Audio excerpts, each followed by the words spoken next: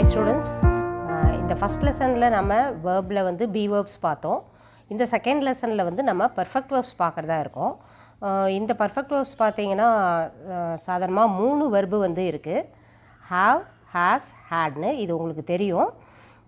இப்போ நார்மலாக நம்ம வந்து பயன்படுத்தும் போது வெறும் வெர்பை மட்டும் தனியாக பயன்படுத்தியும் நம்ம சென்டென்ஸ் மேக் பண்ணலாம்.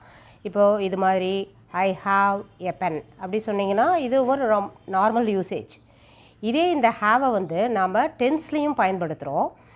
அப்படி டென்ஸில் பயன்படுத்தும் போது இந்த 2 வெர்பை பயன்படுத்தினோம்னா அதை ப்ரெசன்ட் பர்ஃபெக்ட் டென்ஸுக்கு நம்ம பயன்படுத்தலாம். அது மாதிரி ஹேடை யூஸ் பண்ணோம்னா அதில் வந்து பாஸ்ட் பர்ஃபெக்ட் டென்ஸுக்கு நம்ம இதை பயன்படுத்தலாம். இப்போ ஒரு வெர்பு வந்து ஒரு சென்டென்ஸில் வந்து சோல் ஆஃப் த சென்டென்ஸாக கருதப்படுது. இந்த இடத்துல வெறும் கம் மட்டும் போடாமல் ஏன் ஹேஸ் கம் போடுறாங்க அப்படின்றது நம்ம டென்ஸ் லெசன் உள்ளே போகும்போது பார்த்துக்கலாம். இப்போ இந்த ஃபஸ்ட்டு கொஸ்டின் பாருங்கள், neither of these men has come here before அப்படின்றது தான் சென்டென்ஸ். இப்போ இந்த நெய்தர் ஆஃப் தீஸ் மென்றது வந்து இந்த இடத்துல ப்ளூரலாக இருந்தாலும் கூட நாம் வந்து இங்கே ஹேஸ் கம் இயர் அப்படின்னு போடுறோம்.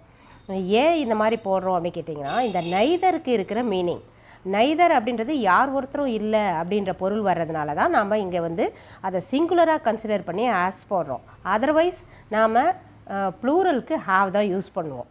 இது வந்து போட்டித் தேர்வுகளில் இது மாதிரியான கேள்விகள் தான் காமன் எரரில் அதிகமாக வர்றதுனால தான் அதை நான் இம்பார்ட்டன்ஸ் கொடுத்து எடுத்திருக்கேன்.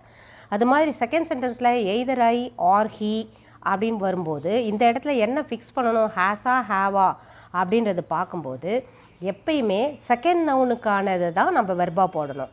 இப்போ ஐக்கு நம்ம வந்து எடுக்க முடியாது, ஏன்னா நம்மளுக்கு நியரஸ்ட் நவுன் எதுவோ அதுக்கான வெர்பை நம்ம போடுறோம். அப்போது ஹீ ஹேஸ் டு பேர் த பிரண்ட் அப்படின்னு மீனிங் எடுத்துக்கணும். தேர்ட் சென்டென்ஸில் பார்த்தீங்கன்னா either he are you.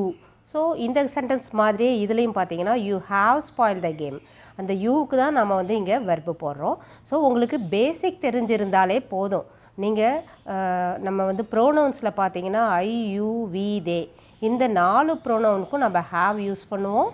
Third person சிங்குலர்ஸாக கருதப்படுற ஹீ, ஷீ, இட் 3த்துக்கும் ஹேஸ் யூஸ் பண்ணுவோம். இது பேஸ்.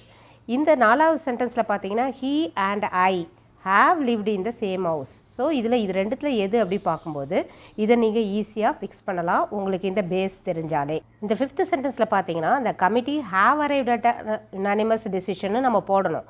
ஆனால் இந்த பர்டிகுலர் இதில் மட்டும் பார்த்தீங்கன்னா கமிட்டி என்பது ஒரு யுனானிமஸ், ஒரு யுனைட்டட் ஃபார்மாக இருக்கிறதுனால நாம் அதை ப்ளூரலாக கன்சிடர் பண்ணக்கூடாது. அதனால தான் நான் இங்கே உங்களுக்கு ஒரு தப்பான ஃப்ரேம் கொடுத்துருக்கேன். இதை வந்து நாம் எரராக எடுத்துக்கிட்டு இந்த இடத்துல த கமிட்டி ஹேஸ் அரைவ்டு அப்படின்ற ஃப்ரேமை நம்ம கொண்டு வரணும். ஸோ இது மாதிரி நீங்கள் ஒரு சென்டென்ஸை பார்க்கும்போது அதோட நவுன் வந்து எப்படிப்பட்டதாக இருக்குது அப்படின்றத கணிக்கிறது மூலமாக தான் எந்த வெர்புன்றதை நீங்கள் ஈஸியாக பாயிண்ட் அவுட் பண்ண முடியும். 6வது சென்டென்ஸ் பாருங்கள், the government dash been deliberating over this issue for the last 2 years அப்படின்றது. இதுலேயும் பார்த்தீங்கன்னா த கவர்மெண்ட் அப்படின்றது சிங்குலராக எடுத்திங்கன்னா நீங்கள் ஹேஸ் பீன் போடணும். ஆனால் இந்த பர்டிகுலர் சுச்சுவேஷனில் ஃபார் த லாஸ்ட் 2 years 2 வருடங்களாக they are purposely they are doing this அப்படின்றது சொல்லும்போது இந்த கவர்மெண்ட்டுன்றதை நம்ம ப்ளூரலாக கன்சிடர் பண்ணணும். அப்போ நம்ம இந்த இடத்துல ஹாவ் தான் போடணுமே தவிர ஹேஸ் போடக்கூடாது. பட் இந்த நெக்ஸ்ட் கேஸ் பார்த்தீங்கன்னா the staff council has unanimously passed this resolution. நம்ம 5th சென்டென்ஸில் ஏற்கனவே பார்த்த மாதிரி இந்த இடத்துல ஸ்டாஃப் கவுன்சில்ன்றது ப்ளூரலாக இருந்தாலும் கூட இங்கே வந்து நாம் அவங்க ஒரு யூனிஃபைடு முடிவுக்கு வர்றதுனால நாம் இந்த ஹேஸ்ன்ற சிங்குலர் வெர்பை கொடுக்குறோம். ஸோ நம்மளை முடிவு பண்ணுறது வந்து நம்ம என்ன கண்டென்ட் இருக்குது அப்படின்றத பொறுத்து இது சிங்குலராக ப்ளூரலான்னு நீங்கள் கண்டுபிடிச்சிடலாம். எரர் ஸ்பாட்டிங்கில் இது ரொம்ப முக்கியமான கேள்வி. 8வது சென்டென்ஸ் பாருங்கள், the governing body have not yet arrived at any agreeable decision. இதே போல் 6வது சென்டென்ஸ் மாதிரியே இதுலேயும் பார்த்தீங்கன்னா கவர்மெண்ட் பாடின்றது ஒரு யூனிஃபைடு தான், ஆனாலும் கூட இந்த இடத்துல தே didn't come to the conclusion அப்படின்னு சொல்லும்போது இவங்களை நம்ம மெம்பர்ஸாக தான் பார்க்கணும்.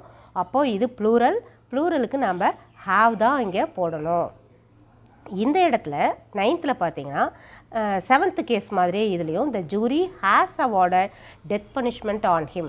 இந்த ஹேஸா ஹேவான்ற முடிவு வரும்போது ஜூரி இஸ் அ சிங்குலர். ஏன்னா அவங்க ஒரு கரெக்டான ஒரு சிங்கிள் டெசிஷனுக்கு வந்துடுறாங்க.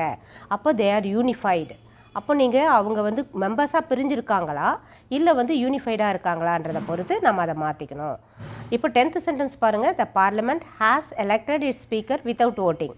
இங்கே பார்லிமெண்ட்ன்றது குரூப் ஆஃப் மெம்பர்ஸாக இருந்தாலும் கூட they come to the conclusion. அப்போது ஒரே ஆள் அப்படின்ற மீனிங்கில் தான் நம்ம பார்லிமெண்ட்டை எடுத்துக்கணும். It's a singular, so we choose a singular verb has. Thank you.